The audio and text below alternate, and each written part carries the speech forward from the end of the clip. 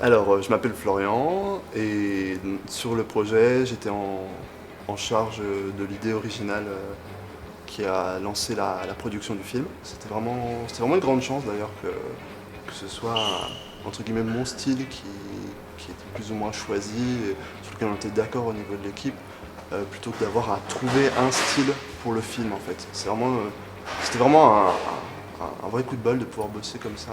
Ça a été vraiment adapté parce que mon style exact n'est pas celui qu'on voit dans le film. Ça a été retravaillé pour coller au scénario, pour coller aux envies de toute l'équipe aussi, pour coller à l'univers tout simplement. Mais oui, c'était un petit peu la première pierre en fait à l'édifice.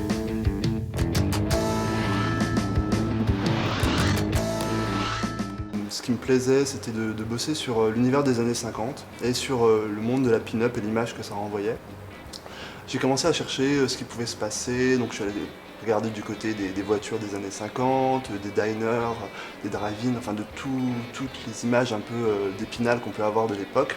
Les inspirations de base qui nous sont venues, ça a été principalement en 2D, avec bien sûr tous les films de Disney, même les Tex Avery. Enfin, moi j'ai plus bercé dans l'univers Tex Avery. Sur le point de vue de l'histoire, ça s'est fait en lisant des livres sur l'époque, sur les conditions sociales, sur le rôle de la femme.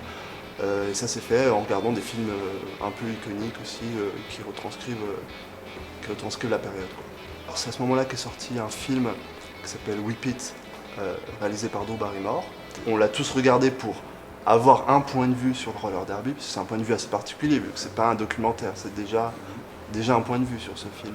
Et du coup, je me suis rendu compte que le roller derby était un sport de cette époque-là, et que je connaissais absolument pas, et qui était en train de revenir un petit peu, pas à la mode, mais dans les médias américains.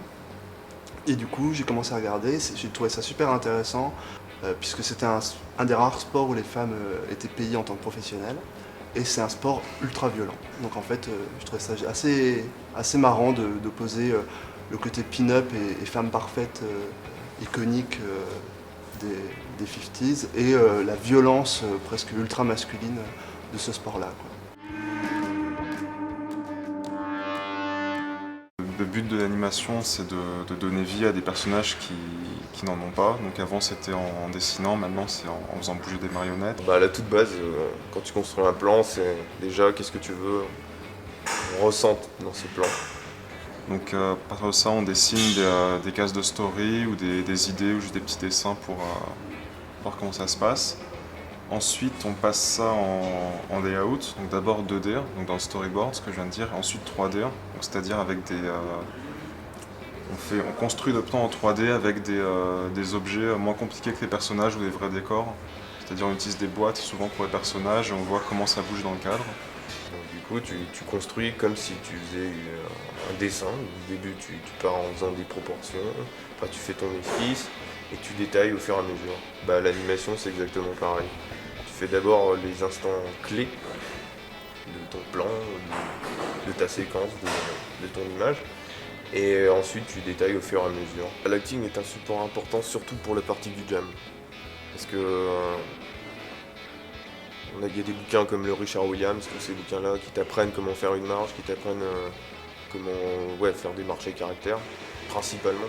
Mais par contre, ils t'apprennent pas à faire du roller. Et du coup, tu as besoin d'acting. Et l'acting, ça te permet de trouver justement ces poses clés, de construire. D'ailleurs, Lucas a fait un super travail là-dessus, de recherche sur le roller, où justement lui, on l'a filmé. On était là à voir vraiment les mouvements et c'est beaucoup de concentration aussi sur les appuis, c'est surtout ces choses-là. L'idée sur cette prod, c'était de créer un rig qui soit adaptable à tous les personnages. Le rig, c'est l'armature des personnages. Quand on a notre personnage modelé dans le logiciel, il faut ensuite lui créer ses articulations. Ça va déterminer justement la manière dont le personnage va bouger.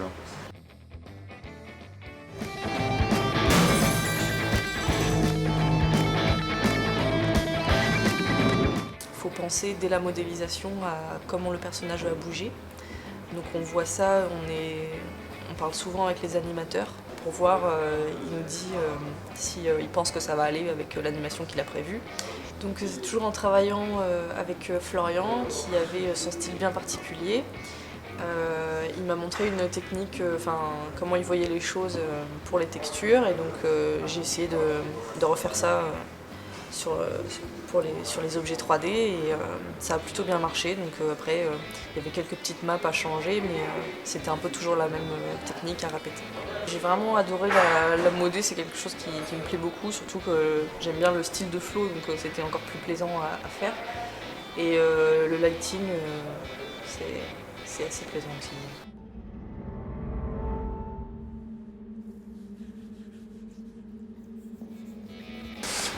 Alors en termes de modé, ce que j'ai fait sur le film, ça a été tout le personnage de Norma et tout le personnage de Julie en roller. Après, j'ai beaucoup fait aussi les coiffures des personnages, parce que c'est vrai que dans ZBrush, on a cette facilité de modeler comme avec la pâte à modeler. Je sculpte un peu le personnage, par exemple pour Julie, on a fait plusieurs têtes, et du coup j'ai sculpté en fonction des directives de Flo, mais après il y a une partie où c'est moi qui fait un peu comme je veux. Du coup c'est bien, ça laisse place à l'imagination quand même, toujours de travailler avec ZBrush.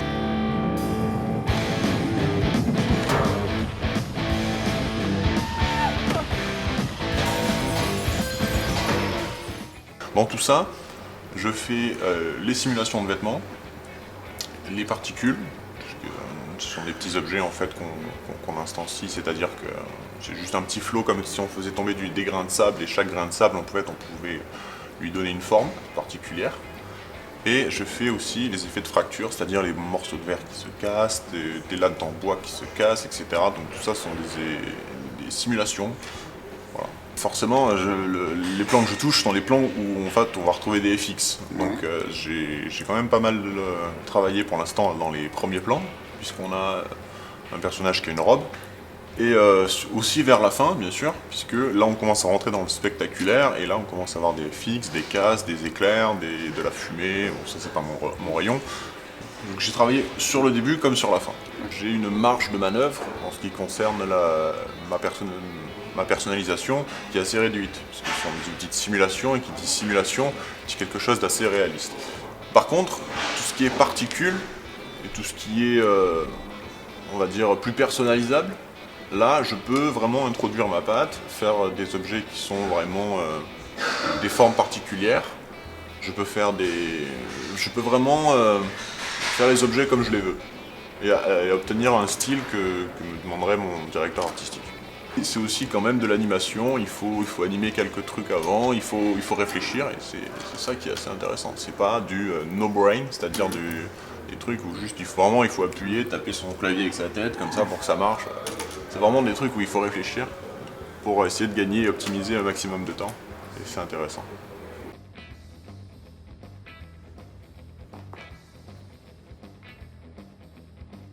D'une manière générale, le but c'était de faire un film qui donne une idée de l'époque sans être documentaire, qui est une histoire assez universelle, qui puisse s'adapter à tout le monde, que tout le monde puisse s'y reconnaître, qui soit assez intemporel, et d'avoir des scènes entre guillemets d'action en mettant en scène un roller derby un peu fou, où on s'écarte un peu des règles du sport et on part plus sur un côté spectaculaire. Donc je pense que sur ces objectifs-là, oui, on les aura atteints.